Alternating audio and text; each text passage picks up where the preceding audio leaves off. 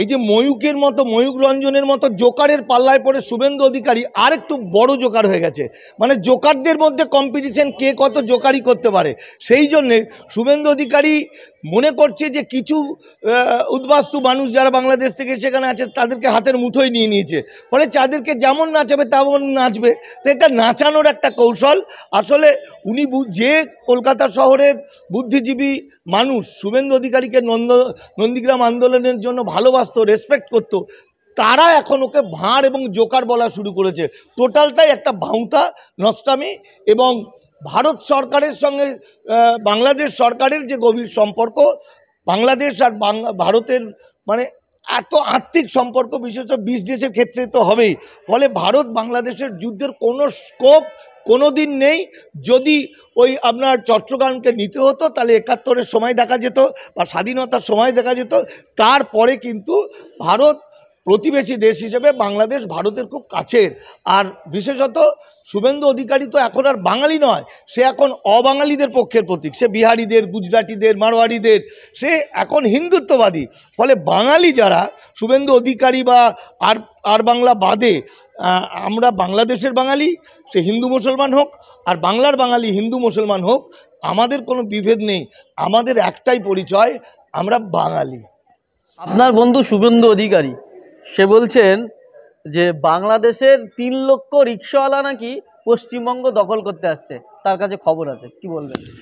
দেখুন, এই যে বাংলাদেশের কোনো একজন নেতা বলে দিলেন যে পশ্চিমবঙ্গকে আমরা দখল করে নেব, কলকাতাকে দখল করে নেব, বিহার উড়িষ্যা দখল করে নেব, এই ইটটা প্রথম কে মেরেছে? প্রথমটা মেরেছে আমাদের বাংলার আনন্দবাজার এবিপি আনন্দ এবং একজন বাংলাদেশি অনুপ্রবেশকারী, যেটা ময়ূক রঞ্জন আর বাংলা।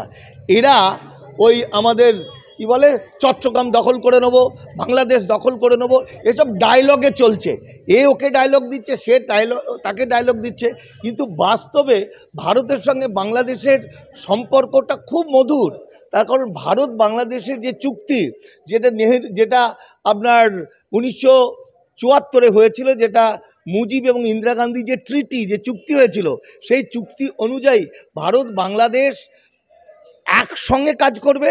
ব্যবসা বাণিজ্য, শান্তি চুক্তি সমস্ত, সেই চুক্তিটা কোনো ভায়োলেট হয়নি, এখনও পর্যন্ত চুক্তিটা রয়ে গেছে।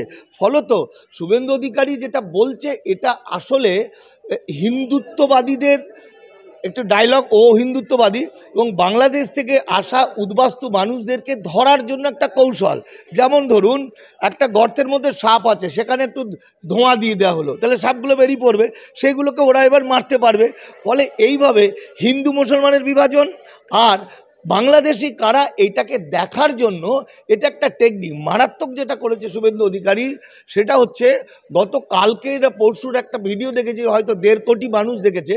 দেখা যাচ্ছে যে শুভেন্দু অধিকারীদের চিৎকার চেঁচামেচির ফলে, বাংলাদেশের সঙ্গে ব্যবসা বন্ধ করার এইসব ডায়লগ দেওয়ার ফলে, আমাদের বাংলাদেশের যে যারা চিকিৎসা করাতে আসতো, তারা সেই হসপিটাল তো বটেই, নার্সিংহোম হসপিটাল, এমনকি হোটেলগুলোর হাজার হাজার মানুষ বেকার হয়ে গেছে। রাস্তাঘাটে, পার্ক স্ট্রিটে যেখানে বাংলাদেশের মানুষরা আসতেন, থাকতেন, কোনো লোকজন নেই। টোটাল বাংলার অর্থনীতিতে একটা বিরাট আঘাত নেমে এসছে। এই আঘাতটা বিজেপি হিন্দুত্ববাদের দ্বারা নরেন্দ্র মোদী, অমিত শাহ, শুভেন্দু অধিকারীকে দিয়ে করিয়েছে।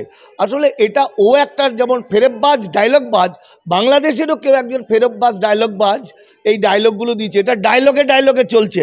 বাস্তবে বাংলাদেশের মানুষ, আমাদের কাছে যা খবর আছে, আমার রেগুলার যোগাযোগ হয় বাংলাদেশের সঙ্গে, তাতে এখানে গত পরশু দিনের খবরের কাগজে দেখাচ্ছে যে আমাদের বাংলাদেশ বর্ডার পেট্রাপোলের কাছে 4 জন ইন্টারভিউ দিয়েছে, 4টে মহিলা নাকি পুরুষ, যে বাংলাদেশ আরও বেশি ভয়ঙ্কর হয়ে গেছে। মানে যা কাগজে দেখাচ্ছে, টিভিতে বলছে, তার চেয়েও বেশি।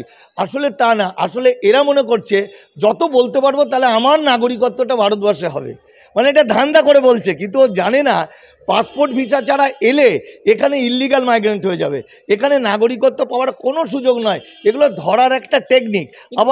আবার ঠিক ওই টাইমে যে গোপালগঞ্জের লোক হিসেবে গোপালগঞ্জের ঘটনাটা বললো, গোপালগঞ্জ থেকে আমাকে একটি ছেলে ফোন করেছে, আমি ফোন নাম্বার দেবো, কথা বলবেন।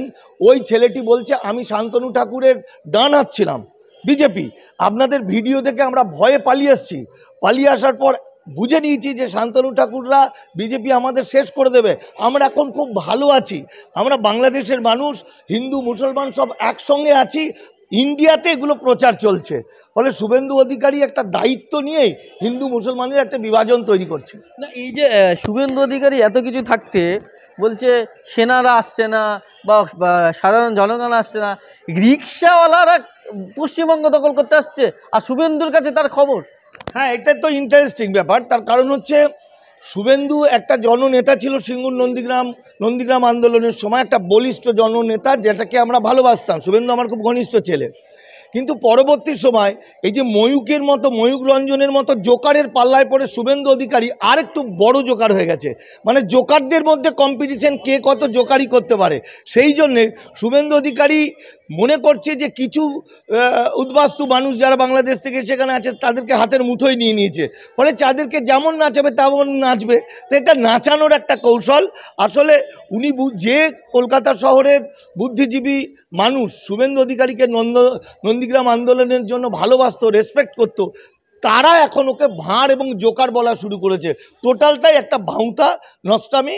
এবং ভারত সরকারের সঙ্গে বাংলাদেশ সরকারের যে গভীর সম্পর্ক, বাংলাদেশ আর ভারতের মানে এত আর্থিক সম্পর্ক, বিশেষত বিজনেসের ক্ষেত্রে তো হবেই।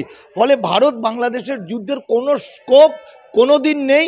যদি ওই আপনার চট্টগ্রামকে নিতে হতো তাহলে ৭১-এর সময় দেখা যেত বা স্বাধীনতার সময় দেখা যেত। তারপরে কিন্তু ভারত প্রতিবেশী দেশ হিসেবে বাংলাদেশ ভারতের খুব কাছের। আর বিশেষত শুভেন্দু অধিকারী তো এখন আর বাঙালি নয়, সে এখন অবাঙালিদের পক্ষের প্রতীক। সে বিহারিদের, গুজরাটিদের, মারোয়ারিদের, সে এখন হিন্দুত্ববাদী। ফলে বাঙালি যারা, শুভেন্দু অধিকারী বা আর বাংলা বাদে আমরা বাংলাদেশের বাঙালি, সে হিন্দু মুসলমান হোক, আর বাংলার বাঙালি হিন্দু মুসলমান হোক, আমাদের কোনো বিভেদ নেই। আমাদের একটাই পরিচয়, আমরা বাঙালি। এই যে শুভেন্দু অধিকারী বিধানসভার ভিতরে দাঁড়িয়ে কদিন আগে বললেন, বিধানসভার ভিতরে দাঁড়িয়ে, যে মুর্শিদাবাদের বেলডাঙ্গায় নাকি 50টা মন্দির ভাঙচুর করা হয়েছে, সরকারের কাছে বা প্রশাসনের কাছে এই রকম ধরনের কোনো অভিযোগ নেই, একটা মন্দির ভাঙা হয়েছে এরকম কোনো অভিযোগ নেই। বিধানসভায় দাঁড়িয়ে শুভেন্দু অধিকারী এরকমভাবে মিথ্যা তথ্য দিচ্ছেন। এবং এই বিষয়ে আমরা সাংবাদিক সৌম্য মণ্ডলের সঙ্গে কথা বলেছিলাম, তিনি ওখানে গ্রাউন্ড রিপোর্ট করতে গিয়েছিলেন, বলে এইরকম মন্দির ভাঙার ছবি কোথাও আমি দেখিনি। কি বলবেন বিষয়? এটা তো গেল বেলডাঙ্গাতে একটা মন্দিরও ভাঙেনি। কিন্তু বেলডাঙ্গার ক্ষেত্রে একটি আশ্চর্য বিষয় আছে, সেখানে কিন্তু পুলিশ ইচ্ছা করে কিছু অস্ত্র একটা মন্দিরের সামনে রেখে দিয়েছিল, সেটা ছবি তুলেছে। এখন মুখ্যমন্ত্রীকে আমার অনুরোধ, সরকার নজর দিক যে পুলিশের ভিতরেও কিন্তু আরএসএসের লোক আছে, তারা এটা একটা দাঙ্গার পরিস্থিতি তৈরি করার চেষ্টা করছিল। শুভেন্দু অধিকারী তো বাচ্চা, 1992 সালে যখন বাবরি মসজিদ ভাঙা হবে তার তো ক্ষেত্র তৈরি করা হয়েছিল। সেই ক্ষেত্র তৈরির সময় মিথ্যা করে প্রচার হয়েছিল, আরএসএস প্রচার করেছিল যে কাশ্মীর এবং শ্রীনগরে ৩,৫০০ মন্দির ভেঙে দিয়েছে হিন্দুত্ববাদীরা। পরবর্তী সময় ফ্যাক্ট ফাইন্ডিং করে টাইমস অফ ইন্ডিয়া বলেছিল ৩,৫০০-এর মধ্যে একটা মন্দির ভেঙেছিল, সেই একটা মন্দির অন্য কারণে। ফলে টোটালটাই মিথ্যা কথা বলে শুভেন্দু। ওখানে অমিত শাহরা ৩,৫০০ বলেছিল, এখানে শুভেন্দু 50 বলছে। আসলে ওটা বড় হিন্দুত্ববাদী আর এটা ছোট হিন্দুত্ববাদী। এ বাউন আর ও হলো অনেকটা হিরো টাইপের, অনেক বড়। ব্যাপারটা একই, এটা হিন্দুত্ববাদ, মনুবাদ, ব্রাহ্মণ্যবাদ আজকে বাঙালি জাতির ওপর ঝাঁপিয়ে পড়েছে, বাঙালি জাতিকে এবং বাংলাকে ধ্বংস করার জন্য।